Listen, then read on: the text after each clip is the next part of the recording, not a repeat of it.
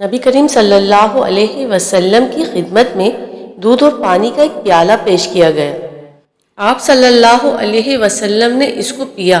آپ کی دائیں طرف ایک نوعمر لڑکا بیٹھا ہوا تھا اور کچھ بڑے بوڑھے لوگ بائیں طرف بیٹھے ہوئے تھے۔ آپ صلی اللہ علیہ وسلم نے فرمایا، لڑکے کیا تو اجازت دے گا کہ میں پہلے یہ پیالہ بڑوں کو دے دوں؟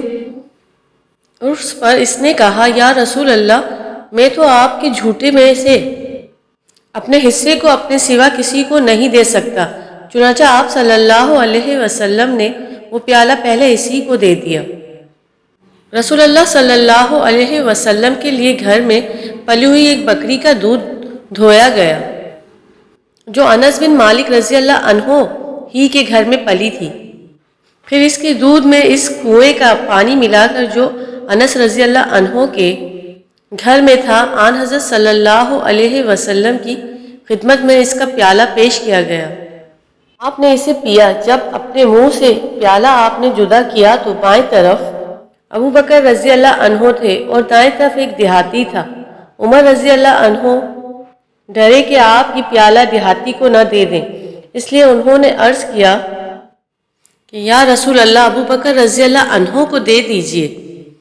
آپ نے پیالہ اسی دیہاتی کو دیا جو آپ کی دائیں طرف تھا اور فرمایا کہ دائیں طرف والا زیادہ حقدار ہے، پھر وہ جو اس کی داہنی طرف ہو۔